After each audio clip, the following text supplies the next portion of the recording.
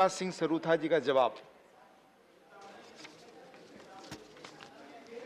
माननीय सभापति महोदय, संविधान अनुसूचित जनजातियां आदेश संशोधन विधेयक 2022 के द्वारा त्रिपुरा राज्य के डारलोक समुदाय को कुकी समुदाय के उपजाति के रूप में सूचित करने का प्रस्ताव है।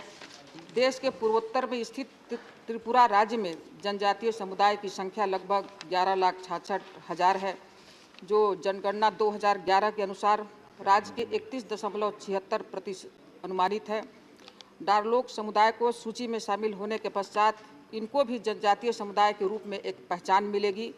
कुकी समुदाय देश के पूर्वोत्तर राज्य में एक प्रमुख जनजातीय समुदाय है और डारलोक समुदाय को इस सूची में शामिल होने के पश्चात त्रिपुरा राज्य में कुकी समुदाय के 18वें उप जनजाति के रूप में इसका समावेश होगा।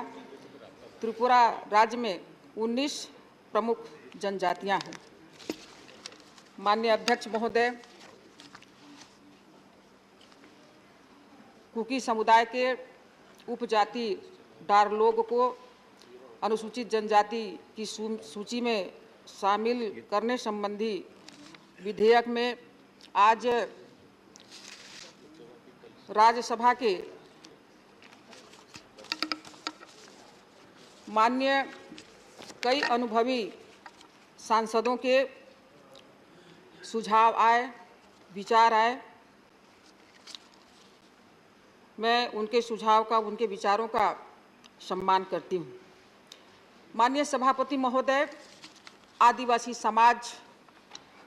समाज की संस्कृति, उसकी परंपरा, उसकी समस्याएं एक बहुत संवेदनशील मुद्दा है। इन्हीं समस्याओं को देखते हुए उनकी भलाई के लिए, वो जिस क्षेत्र में रहते हैं उन क्षेत्रों के विकास के लिए, उनके संस्कृति और परंपरा की रक्षा के लिए 1999 में स्वर्गीय अटल बिहारी वाजपेयी जी ने अलग से मंत्रालय का निर्माण किया और आज इस सदन में मैं दावे के साथ कह सकती हूँ कि जनजाति कार्य मंत्रालय और आदिवासी क्षेत्रों के विकास के लिए भारत सरकार के जो 41 मंत्रालय हैं, अपने अनेक योजनाओं के माध्यम से आदिवासी क्षेत्रों के विकास और अनेकों इस योजनाओं के माध्यम से उनके विकास और भलाई का काम कर रहे हैं। आज छत्तीसगढ़ से राज्यसभा की सदस्य मेरी बहन फूलो देवी नेताम, मानिक शाह, शांतनु सेन, मोहम्मद अब्दुल्ला, ममता मोहंता, बी लिंगायत यादव, अयोध्या रामी रेड्डी, एम थब्बी डुराई, विशंबर प्रसाद निषाद, संतोष कुमार, संजय सिंह, अशोक सिद्धार्थ, आदरणीय राम विचार नेताम जो स्वयं छत्तीसगढ़ से हैं, इन सभी ने अपने अपने सुझाव को शामिल करते हुए इस विधेयक पर अपना समर्थन दिया है। फूलो देवी नेताम छत्तीसगढ़ के बस्तर क्षेत्र से आती हैं। उन्होंने छत्तीसगढ़ की कई जातियों को जो अनुसूचित जनजाति में शामिल करना है, उनके संबंध में यहाँ पर कहा। मैं उन्हें आश्वस्त करती हूँ कि हमारी सरकार, हमारा मंत्रालय माननीय प्रधानमंत्री जी के मार्गदर्शन में, नेतृत्व में माननीय अर्जुन मुंडा जी स्वयं छत्तीसगढ़ और मध्य प्रदेश, उड़ीसा सहित भारत देश के जिन राज्यों से भी आदिवासियों की सूची में शामिल करने वाले जातियों के जो प्रस्ताव हैं, उन सब पर हम बहुत गंभीर हैं और इसके लिए बार बार हमारी बैठकें हो रही हैं और जो प्रपोजल हैं, जो प्रस्ताव हैं, जो अधूरे हैं, इसके लिए हम राज्य सरकारों से लगातार बात कर रहे हैं। हमारी बहन फूलो देवी नेताम जी छत्तीसगढ़ के संबंध में कह रही थी। मैं फूलो देवी नेताम बहन को ये कहना चाहती हूँ कि सन 2003 में जब छत्तीसगढ़ का निर्माण हुआ, छत्तीसगढ़ की क्या दुर्दशा थी, क्या स्थिति थी, ये देशवासियों से छिपा नहीं है। 2003 में जब भारतीय जनता पार्टी की सरकार बनी और 2003 से लेकर 18 तक हमारी सरकार ने वहाँ पर छत्तीसगढ़ वासियों के विकास के लिए बहुत काम किया और जो बस्तर क्षेत्र है, सरगुजा क्षेत्र है, वहाँ पे नक्सली उन्मूलन के लिए बहुत ईमानदारी के साथ प्रयास किया और काम किया। प्लीज नो, नहीं, आप बिना इजाजत के बोल रहे हैं, प्लीज। बिना इजाजत के पहले बोले वहां प्लीज। पर 16 जिले हुआ करते थे। हमने बस्तर क्षेत्र में बीजापुर और नारायणपुर को पहले जिला बनाया और इसके साथ 2011-12 में एक साथ हमने 9 जिलों का निर्माण किया। और इसके साथ साथ जहां भी पब्लिक की डिमांड आई, हमने एक साथ 49 तहसील का निर्माण किया।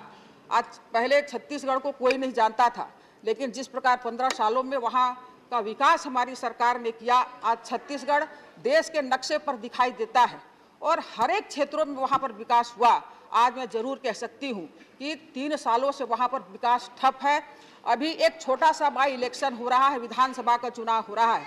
उस चुनाव में एक साल्हेवारा करके ट्राइबल क्षेत्र है। मुझे बहुत दुख के साथ कहना पड़ रहा है कि एक छोटे से चुनाव को जीतने के लिए वहां के मुख्यमंत्री ने, आपकी पार्टी ने, आपकी सरकार ने जनता को एक प्रलोभन दिया है कि आपने यदि खैरागढ़ का चुनाव हमें जिता दिया तो 24 घंटे के अंदर हम जिला बना देंगे। जिस प्रकार से आपने 2018 में छत्तीसगढ़, मध्य प्रदेश और राजस्थान के सामने कहा था कि हमारी सरकार बने, माननीय मंत्री जी के जवाब रिकॉर्ड पे जाना चाहिए प्लीज। ठीक इस तरह से आपने छत्तीसगढ़ में एक छोटे से चुनाव में जिला बनाने के लिए आपने घोषणा की है। साथ में हमारी बहन ने कहा कि 2023 में छत्तीसगढ़ में विधानसभा का चुनाव होने वाला है और त्रिपुरा में भी 2023 में चुनाव होने वाला है। तो चुनाव को ध्यान रखते हुए आपने वहां के लोगों का वोट लेने के लिए ये विधेयक को लाया है। देखिए, एक बहुत लंबी प्रक्रिया होती है। जैसे कल झारखंड का हमने प्रस्ताव पारित किया। झारखंड की जनता देश की आज़ादी के बाद से, वहाँ की जो जातियां हैं जिनको कल हमने शामिल किया, वो देश की आज़ादी के बाद से इंतजार कर रही थी कि हम कब सरकार हमें अनुसूचित जनजाति की सूची में शामिल करे।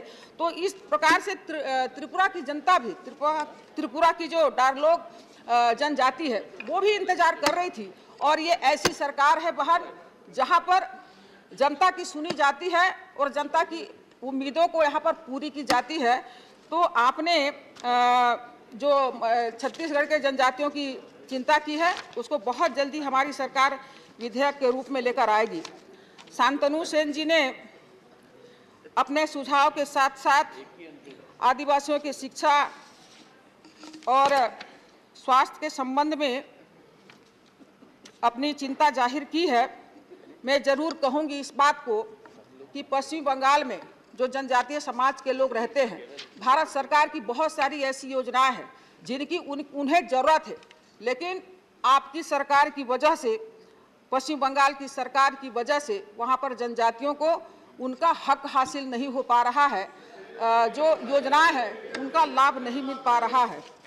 इस तरह से हमारे जिन भी माननीय सदस्यों ने अपने अपने प्रदेश की जो जातियां हैं जो अनुसूचित जनजाति में शामिल होना चाहती है, ऐसे जनजातियों के संबंध में आपने अपने विचारों को यहाँ पर रखा है।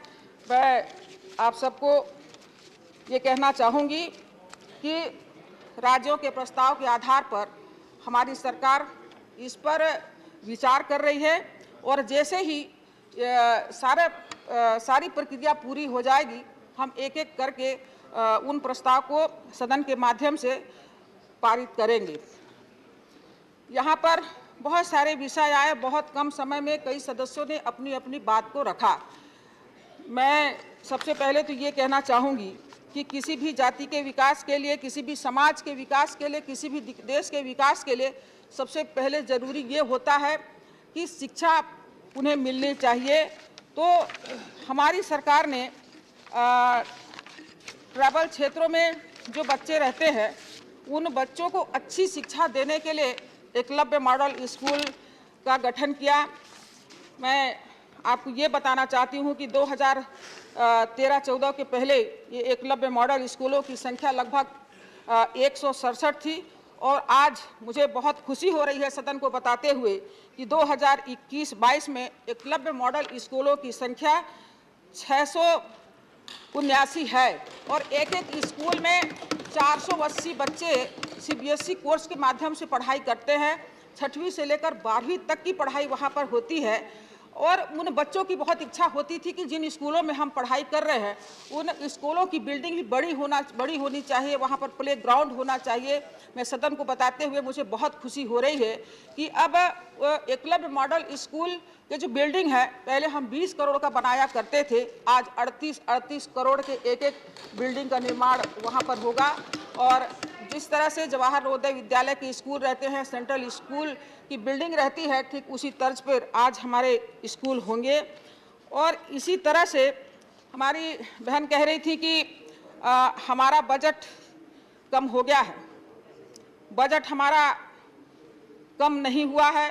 पहले 2013 और 14 में मैं जरूर कहूँगी कि 19,437 करोड़ ट्रैवल मंत्रालय का बजट था, लेकिन आज 2022-23 का जो बजट है 87,585 करोड़ रुपए का बजट है।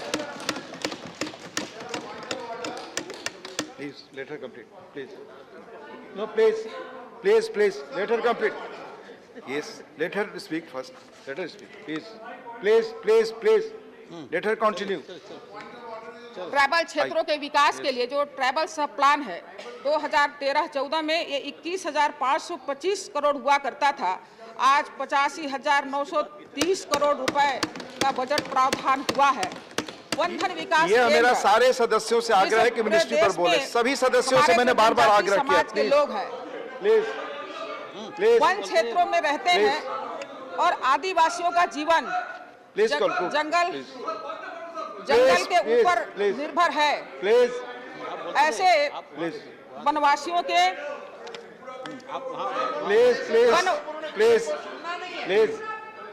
वन विकास केंद्र की मैं चर्चा कर रही हूँ। आप जो भी माननीय सांसद ट्रैवल क्षेत्रों में रहते हैं, जहां पर आदिवासी समाज के लोग रहते हैं, जिनका जीवन जंगल पर आधारित है, ऐसे माननीय सदस्यों को मैं ये बताना चाहती हूं कि 2019 के लोकसभा चुनाव के समय हमारी पार्टी ने कहा था कि हम पूरे देश भर में 50,000 वनधन विकास केंद्र खोलेंगे। आज 36,000 से भी ज्यादा वनधन विकास केंद्र। देखिए, 2 साल कोरोना में के कारण हमारा काम जरूर प्रभावित हुआ, लेकिन आज 2022 में 36,000 से भी ज्यादा वनधन विकास केंद्र खुल चुके हैं और कई लाख जो ट्रैवल है वो उनको इसका लाभ मिल चुका है। एक वनधन विकास केंद्र में 300 लोगों की संख्या होती है। 60% उसमें ट्रैवल रहते हैं, 40% अदर समाज के लोग रहते हैं और उनके आसपास जो भी वनोपज मिलते हैं उन वनोपज को संग्रह करके उसका मूल्य बढ़ाने के लिए, उसके मूल्य संवर्धन के लिए उनको देखिए ट्रेनिंग दी जाती है। उनके लिए एक बिल्डिंग का भी निर्माण किया जाता है और वो जिस सामान का निर्माण करते हैं उसकी अच्छी पैकेजिंग होती है, लॉन्चिंग होती है, उनके लिए मार्केट की व्यवस्था की जाती है।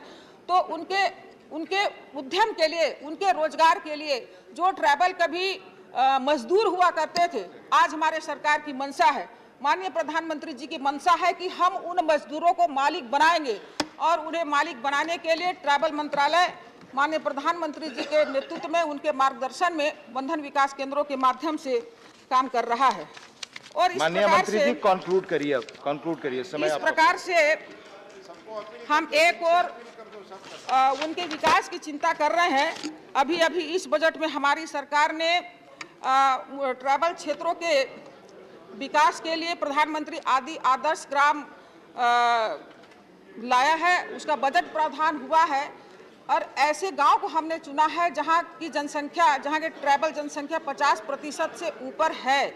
तो हमारे मंत्रालय ने ये सर्वे किया कि ऐसे कितने गांव हैं, तो पूरे देश भर में लगभग 1,47,000 से भी ऐसे 50% ट्रैवल बाहुल्य वाले गांव हैं। उसमें से 36,000 गांव को हमने इस वर्ष लिया है और उन ग्राम पंचायतों में 100% विकास के लिए, जैसे कुछ राज्य सरकार भी उसमें काम करेंगी और जहां जहां पर भी गैप रह जाएगा उस गैप फिलिंग के लिए भारत सरकार प्रधानमंत्री आदर्श ग्राम के माध्यम से काम करेगी। आज त्रिपुरा के इस विधेयक को पारित कराने के लिए हमारे राज्यसभा के हमारे बहुत अनुभवी माननीय सांसदों ने अपनी बात को रखा है। मैं प्रस्ताव करती हूं कि इस विधेयक को पारित कर दिया जाए।